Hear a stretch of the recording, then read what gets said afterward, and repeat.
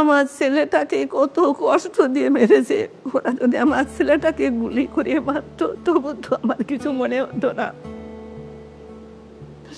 যে গায়ে আমি কোনোদিন কাউকে হাত দিতে দিই নাই, জোর গায়ে দাগ হবে, সেই গাটাকে ও তো কত কত বিক্ষত করে নিয়ে গেছে।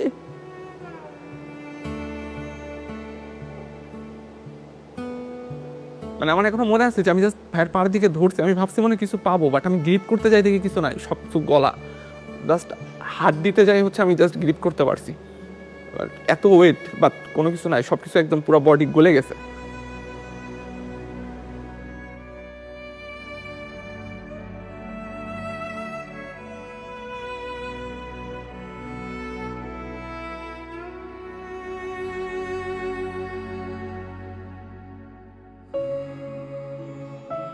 আমি দেশ নিয়েও ভাবতো, ও সবসময় দেশের কথা চিন্তা করতো। আমি জানি না ওই স্ট্যাটাস আমি নিজেও পড়েছি, সারা দেশবাসী পড়েছে, ওই স্ট্যাটাসের মধ্যে কি এমন ছিল ওদের এত গায়ে লাগছিল আমি জানি না। ও হয়তো দেশের সাধারণ মানুষের জন্য লিখেছিল। ও তো চলে গেছে, তিস্তা নদীর পানির সমাধান কি হয়েছে, হয় নাই, কিন্তু কেন লিখছিল আর কেনই বা ওকে এত নির্মম ভাবে জীবন দিতে হয়েছে আমি জানি না। 6 তারিখ হচ্ছে সকাল সম্ভবত 9:30টার দিকে বাস ছিল ভাইয়ার। তো বাসে হলে আসতে আসতে প্রায় 4:30টার মতো বেজে গেছিল।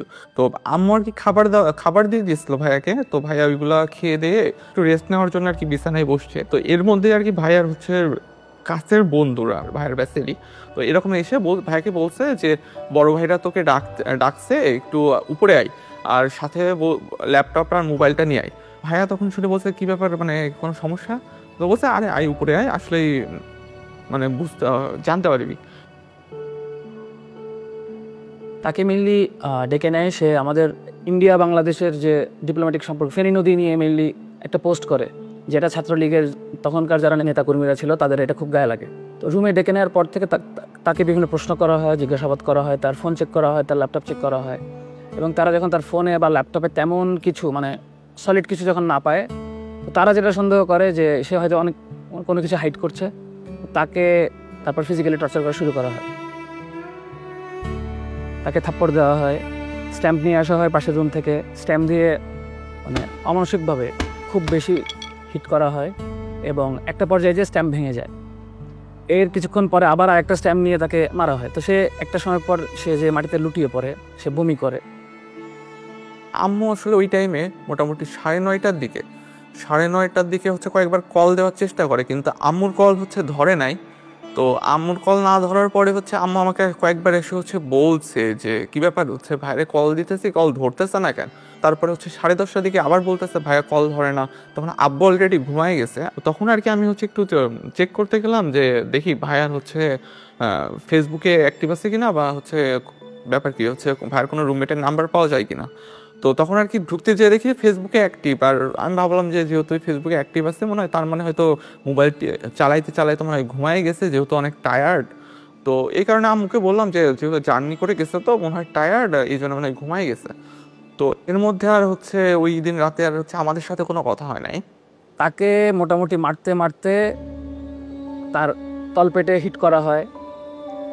মৃত্যুর পর আমরা যেটা পরে দেখিয়েছিলাম তার বাড়িতে, তার পুরা 2 হাত 2 পা একদম কালশিটে পড়ে গিয়েছিল। তাকে শরীরে এমন কোনো জায়গা নেই যেখানে তাকে হিট করা হয় না। একটা পর্যায় পর সে যখন একদম খুব বমি করে ফেলে, তাকে ওয়াশরুমে নিয়ে ওয়াশ করা হয়, এরপর আবার রুমে নিয়ে মারা হয়। এই মারের মাঝখানে সে আমাদের যারা ব্যাচমেট ছিল, যাদেরকে সে চিনত, ইভেন তার রুমমেটও ছিল এর মধ্যে, তাদেরকে বিভিন্নভাবে রিকোয়েস্ট করে এবং কনভিন্স করার চেষ্টা করে যে সে আসলে কোনোভাবে কোনো কিছুর সাথে জড়িত না। পরিস্থিতি যখন খুব বেশি খারাপ হয়ে যায়, তারা ফাহাদকে ওয়াশ করে 2011 থেকে 2005 নাম্বার রুমে নিয়ে যায় চ্যাংদোলা করে। 2005-এ নেওয়ার পর তারা ছাত্রলীগের তখনকার নেতাকর্মীরা ঠিক করে যে তাকে যে করেই হোক মানে ডাক্তারের কাছে বা মেডিকেলে নিতে হবে।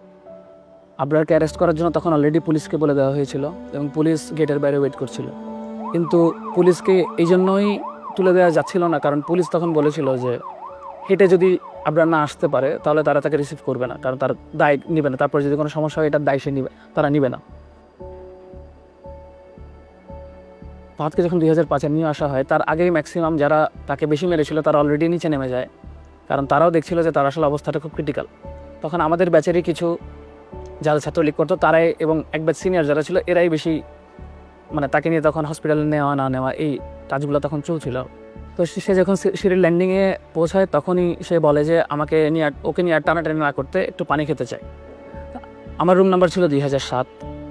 আমি যখনই আসলে ওই সময়টা যখন মানে জেনেছি যে সে সিঁড়ির ল্যান্ডিংয়ে আছে, তো তখন যখনই বেরোতে চাই তখন ওখানে ছিল শামীম বিল্লাহ ছিল, সাইফুল ছিল আমাদের এক ফ্রেন্ড ট্রিপলির, এবং তারা মিলে তাকে মেনলি পানি খাওয়াচ্ছিল। তখনও তার রু ছিল। তা আমি আবার আমার রুমে ঢুকে ওই রুমে 2011-তে থাকা একজন প্রত্যক্ষদর্শী ছিল মোর্শেদ, তখন সে বলে আমাকে যে আসলে তার অবস্থা ভালো না। এর কিছুক্ষণ পরে আমি ল্যান্ডিংয়ের ওখানে যখন পৌঁছে তখন আবরারের তখন অলরেডি হুঁশ নাই। তো তার তখনও এক্সটার্নাল কোনো ব্লিডিং ছিল না, বাইরে কোনোভাবে কোনো ব্লিডিং ছিল না, কিন্তু তার তখন সে সেন্স ছিল না। তা আমরা ভাবি যে সে বেহুশ হয়ে গেছে হয়তো। তাকে আমরা 3-4 জন মিলে আমরা সিপিআর দিই। তাকে সিপিআর দেওয়ার সময় তার মুখ থেকে যে আওয়াজ বেরোচ্ছিলাম ভেবেছিলাম হয়তো কফ আটকে গিয়েছে। তো বসে তারপর কিছুক্ষণ পিঠের উপর বাড়ি দিতে থাকি, হয়তো ভাবি যে আসলে কফটা ক্লিয়ার হবে। এর কিছুক্ষণ পর ডাক্তার আসে। ডাক্তার যখন আসে তখন আমরা বারবার রিকোয়েস্ট করতে থাকি যে ওকে আমরা হাসপাতালে তাড়াতাড়ি নিয়ে যাই। আমি সেদিন রাতে ইমার্জেন্সি ডিউটিতে কর্মরত ছিলাম। তো রাত আনুমানিক 3টার দিকে আমি স্টুডেন্টের পক্ষ থেকে একটা কল পাই ল্যান্ড ফোনে, এবং আমাকে বলে যে একজন ছাত্র খুব অসুস্থ, আপনি একটু তাড়াতাড়ি হলে আসেন। অ্যাম্বুলেন্সে করে আমি শেরেবাংলা হলে যাই। যাওয়ার পরে আমি শেরেবাংলা হলের প্রথম তলা এবং দ্বিতীয় তলার মাঝখানে সিঁড়িতে আবরার ফাহাদকে ওখানে রেখে রাখা সহ অবস্থায় দেখতে পাই। পরে আমি তাকে পরীক্ষা নিরীক্ষা করি। পরীক্ষা নিরীক্ষা করার পর আমি দেখতে পাই যে সে মৃত, এবং পরীক্ষার সময় তার যখন পালস ব্লাড প্রেশার যখন চেক করি তো তখন দেখি যে তার শরীরের মধ্যে অনেক আঘাতের চিহ্ন। পরে এখানে তার কাপড় চোপড়ও দেখলাম যে ভিজা, এবং পুরা শরীর তার একদম ঠান্ডা হয়ে গেছে। পরে আমি যখন নিশ্চিত হলাম যে সে মারা গেছে, আমি ছাত্রদেরকে বললাম তো সে তো বেঁচে নাই। এই কথা বলার সাথে সাথে আমার আশেপাশে যে সমস্ত ছাত্ররা এতক্ষণ ভিড় করেছিল সবাই যার যার মতো পালিয়ে চলে গেল। কিছুক্ষণ পরে তখন তৎকালীন একজন ছাত্রনেতা সে ওখানে আসে এবং আমাকে পরিচয় দিয়ে আমার সাথে কথা বলতে শুরু করে। বলে যে এই আবরার ফাহাদের অনেক শ্বাসকষ্ট ছিল, তো সে হঠাৎ করে অসুস্থ হয়ে পড়ছে, তো আপনি তাকে মেডিকেলে নিয়ে যান। তা আমি তাকে বললাম যে দেখো সে তো মারা গেছে, তাকে আমি মেডিকেলে নিয়ে কী করব। মেডিকেলে তো আমি তাকেই নিব যে অসুস্থ, যার চিকিৎসা দরকার। পরে আমি হলের প্রভোস্ট স্যারকে ফোন দিই এবং ডিএসডব্লিউ স্যারকে ফোন দিই। ইতিমধ্যে ছাত্ররা যখন দেখছে যে আমি তাকে নিচ্ছি না, ওরা নিজেরা গিয়ে অ্যাম্বুলেন্স থেকে ট্রলিটা নামায় নিয়ে এসে তারা নিজেরাই আবরার ফাহাদকে ট্রলির উপর উঠে নিচতলায় করিডোরের সামনে তাকে রাখি। তো in the meantime DSW sir চলে আসেন, প্রভোস্ট স্যারও চলে আসেন। ওনাদেরকে আমি বললাম যে দেখেন ও তো মৃত। তো তখন পুলিশকে ফোন দেওয়া হয় এবং চকবাজার থানা থেকে পুলিশ চলে আসে অল্প সময়ের মধ্যে। আসার পরে পুলিশ তাকে নিয়ে তার সুরত হাল রিপোর্ট করে।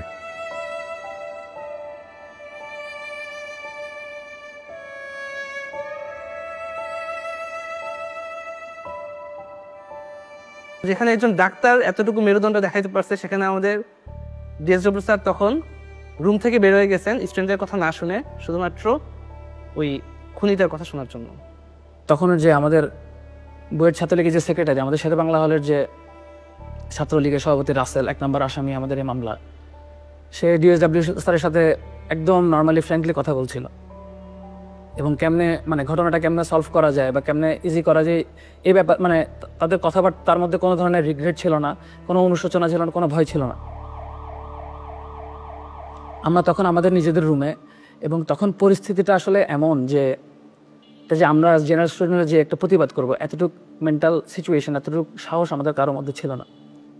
পরবর্তীতে আমি নিজে অবাক হয়ে যাই যে আমি কীভাবে ওই সময় নিজেকে ধরে রাখছিলাম যে একটা ডেড বডির সামনে এবং এতগুলো ছাত্রর সামনে আমি কথা বলতেছি। তারা হয়তো আমার গায়ে হাতও তুলতে পারতো, কিন্তু আমি কেমনে জানি ওই সময় নিজেই কেমনে জানি প্রিপেয়ার্ড হয়ে গেছিলাম। পরবর্তীতে যখন সময় যেতে থাকে আমার কেমন একটা মনের মধ্যে ভয় কাজ করতেছিল যে আমি কি করলাম, আসলে কি কাজটা ঠিক করলাম নাকি ভুল করলাম, হ্যাঁ না কি করা উচিত ছিল। তারপর ভোরে যখন আমরা উঠি 4:30টার দিকে, ওঠার পরে এখন থেকে একটা কল আসলো, আমি নামাজে দাঁড়াইছি ওই সময় ফজরের সুন্নত করার জন্যে।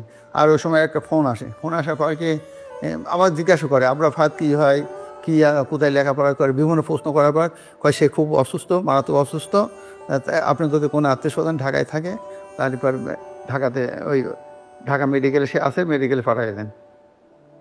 ফজরের আজানের সম্ভবত কিছুক্ষণ পরে আব্বু আমাকে ঘুম থেকে ডেকে বলতেছে যে এই হচ্ছে ভাইয়া নাকি খুব অসুস্থ, ঢাকা মেডিকেলে নিয়ে গেছে, বুয়েট থেকে কল দিছিল, তুই দেখ তো ভাইয়ার রুমমেটদের কারো নাম্বার হচ্ছে আছে কিনা, থাকলে দে একটু কথা বলি। তো আমার কাছে হচ্ছে ভাইয়ার রুমমেটদের কোনো নাম্বার ছিল না, বাট আমি হচ্ছে চিন্তা করলাম যে দেখি যে ফেসবুক থেকে হচ্ছে কোনো নাম্বার পাওয়া যায় কিনা প্রোফাইল থেকে। তো ফেসবুক প্রোফাইলে যাওয়ার সময়, ভাইয়ার রুমমেটের ফেসবুক প্রোফাইলে যাওয়ার সময় আমি দেখতে পাই যে হচ্ছে ফার্স্টে একটা পোস্ট যে হচ্ছে আমাদের 17 বছরের শিক্ষার্থী আবরার ফাদার নেই, আমরা তার লাশ উদ্ধার করছি সিঁড়ির নিচ থেকে, আমরা জানি না তার কিভাবে কি হয়েছে, আমরা এর বিচার চাই।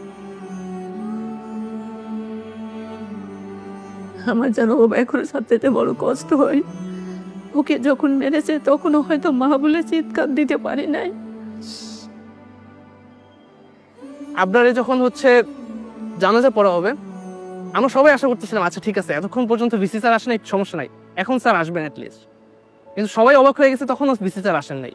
ইভেন পরের দিন ছাত্ররা আন্দোলন করতেছে, ছাত্ররা আমি বুঝাইতে পারবো না যে সিচুয়েশনটা কেমন। ছেলেপেলেরা বিশ্বাস করতে পারতেছে না যে আমার একটা ফ্রেন্ডকে এখানে মেরে ফেলা হয়েছে, নেক্সট টার্গেটটা আমি হইতে পারতাম, আমাকে মেরে ফেলা হবে। ছাত্ররা আন্দোলন করতেছে, স্যারের অপেক্ষা করতেছে, স্যার পরের দিন আমাদের সাথে দেখা করেন নাই।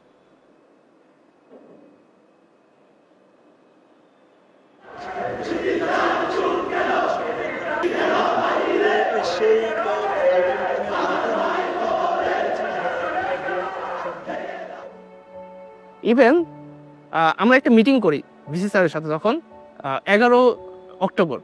ওই মিটিংটা হচ্ছে সব মিডিয়াও প্রচার করছে। মিটিংয়ের সময় আমরা ভিসি স্যারকে জিজ্ঞেস করি যে স্যার আচ্ছা ঠিক আছে, আপনি মেনে নিচ্ছেন যে ছাত্র রাজনীতি আপনি নিষিদ্ধ করবেন, ঠিক আছে আমরা মেনে নিতেছি, কিন্তু এটা কি চিরস্থায়ী হবে? তখন ওনার উত্তর ছিল যে চিরস্থায়ী তো তুমিও না আমিও না। একটা ছেলে মারা গেছে, তখনও উনি এই কনফিডেন্সটা বা এইটুকু চেতনা তার মধ্যে জাগ্রত হয় না যে সে বলবে না আমি চেষ্টা করবো, আমি যতদিন আছি এই জায়গায় আমি কখনোই ছাত্র রাজনীতি ঢুকতে দেবো না।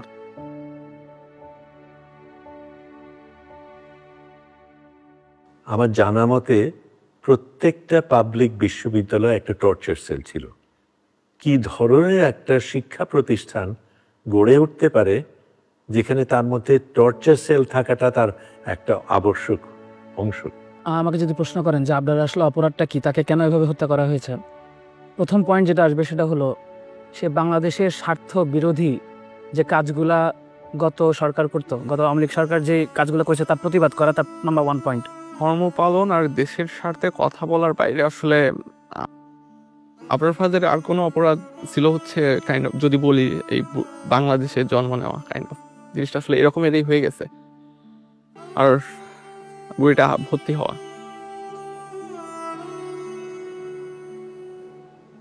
ছাত্রলীগের যেই ক্যারেক্টারিস্টিক্স ছিল সেটা হলো তাদের মতের বিরুদ্ধে যাওয়া যাবে না, এবং কেউ যদি তাদের মতের বিরুদ্ধে যায় তাদেরকে বিভিন্ন রকম করে ট্যাগিং করা হতো, এবং তাদের সবচেয়ে প্রিয় ট্যাগিং ছিল শিবির ট্যাগিং।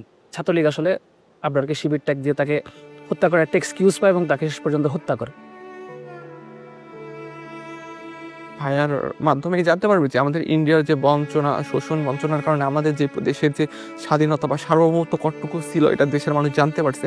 আর আশা করি যে ভবিষ্যতে দেশের মানুষ এই ব্যাপারটা নিয়ে সচেতন হবে। ভারতীয় আধিপত্যবাদের যেই রোলটা প্লে করতো আওয়ামী লীগ, এটা যারাই এক্সপোজ করতো বা যারা এটাই পাবলিকলি এক্সপ্রেস করতো, এটা আওয়ামী লীগের আসলে সহ্য হতো না। তো রুট লেভেলে ছাত্রলীগকে দিয়েই যারা এরকম প্রতিবাদ করতো তাদের শাস্তা করা হতো, এবং আমি মনে করি আবরারের যে হত্যাকাণ্ড এটা এরকমই একটা শাস্তা। আবরার ফাহাদ আর জুলাই দুইটা আসলে ওতপ্রোতভাবে জড়িত, কারণ আবরার ফাহাদে আমাদেরকে পথ দেখাইছে যে মানে আমাদের পথ দেখাইছে বলতে আমরা যারা সবসময় মনে করছি যে আমার কাছ তো পড়াশোনা করা, রাষ্ট্র কি করবে, পররাষ্ট্রনীতি কি হবে, ইন্ডিয়ার সাথে আমার কি সম্পর্ক হবে, এগুলো নিয়ে আমি মাথা ঘামিয়ে কী করবো, এগুলো তো রাজনৈতিক দলদের বিষয়। তো ওই জায়গা থেকে আবরার ফাহাদ আমাদের একটা বড় একটা অংশের জন্য সে পথ প্রদর্শক ছিল।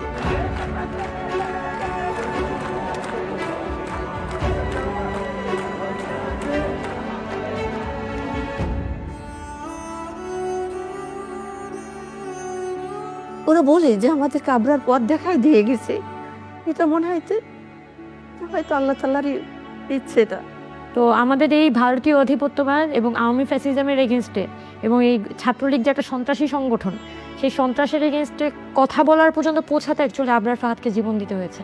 এবং এই যে জুলাই গণঅভ্যুত্থান হয়েছে, ফাহাদ এভাবে যদি আসলে আবরার ফাহাদ মারা না যেত, তাহলে আমাদের সাধারণ ছাত্রদের যে চৈতন্যটা এত বড় নাড়া আসলে খেত না। এবং এই জুলাই গণঅভ্যুত্থানে আবু সাইদ মারা যাওয়ার আগ পর্যন্ত আমাদের ইমাম কে ছিল? আমাদের ইমাম ছিল আসলে আবরার ফাহাদ। এই অবদানের ফলেই কিন্তু এই অভ্যুত্থানের ক্ষেত্র প্রস্তুত হয়েছে। সেই প্রেক্ষাপটটা আমাদেরকে ভুললে চলবে না, এবং এই প্রেক্ষাপটটা মনে রাখতে হবে আমাদের ভবিষ্যৎ বংশধরকে, যাতে এইরকম আর পরিস্থিতির সৃষ্টি না হয়। বছর আমাকে ছেড়ে চলে গেছে, মনে একবার মনে হচ্ছে না আমাকে ছেড়ে চলে আসছে।